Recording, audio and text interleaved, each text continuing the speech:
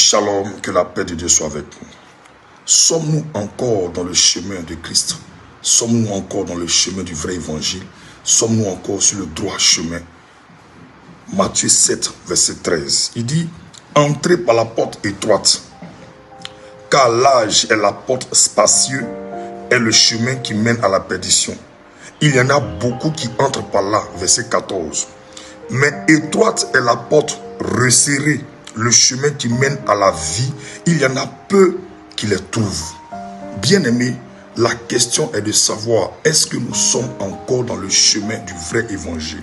Est-ce que nous sommes dans le chemin de la parole de Dieu? Est-ce qu'on n'a pas laissé notre foi être modifiée par les événements de la vie, par les circonstances de la vie, par l'évolution de ce monde? Est-ce qu'on n'a pas laissé notre foi chrétienne être diluée? Est-ce qu'on n'est pas en train de vivre une autre vie qui n'a rien à voir avec la parole du Seigneur? La Bible est claire. La Bible dit que le chemin étroit et resserré est le chemin qui amène au ciel. Mais large, spacieux, le chemin large est le chemin qui amène à la perdition. Qu'est-ce que ça veut dire? Ça veut dire que la vie chrétienne, suivre Jésus, est un chemin étroit et resserré. Le chemin est tout droit et c'est resserré. C'est-à-dire, pour arriver là, il faut fournir beaucoup d'efforts. Il faut fournir beaucoup d'efforts sur sa vie. Il faut se dépouiller. Il faut se repentir. Il faut renoncer à soi-même. Il faut accepter de vivre la vie de Dieu dans un monde corrompu comme celui-ci. Et l'âge est le chemin où tout le monde emprunte ce chemin. Ah, on est chrétien, on peut se permettre de se pervertir, on peut se permettre d'aller où on veut, de s'habiller comme on veut, de faire tout ce qu'on veut. Mon cher, c'est le cœur que Dieu regarde. Vous là-même, vous aimez trop condamner les gens. Les 3 fois saints, arriver au ciel, fermer la porte, jeter la clé. Toutes ces paroles-là pour se fortifier dans leur mauvaise vie. Le chemin large, spacieux qui amène à l'enfer, c'est ce que plusieurs personnes empruntent. La facilité.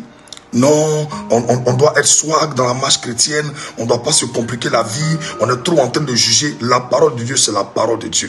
Quand on est enfant de Dieu, il y a un comportement qui accompagne. Il y a un style qui accompagne. Il y a un langage qui accompagne. À telle enseigne que quand ils ont pris Jésus et que Pierre était resté là, Pierre était en train de chauffer ses mains.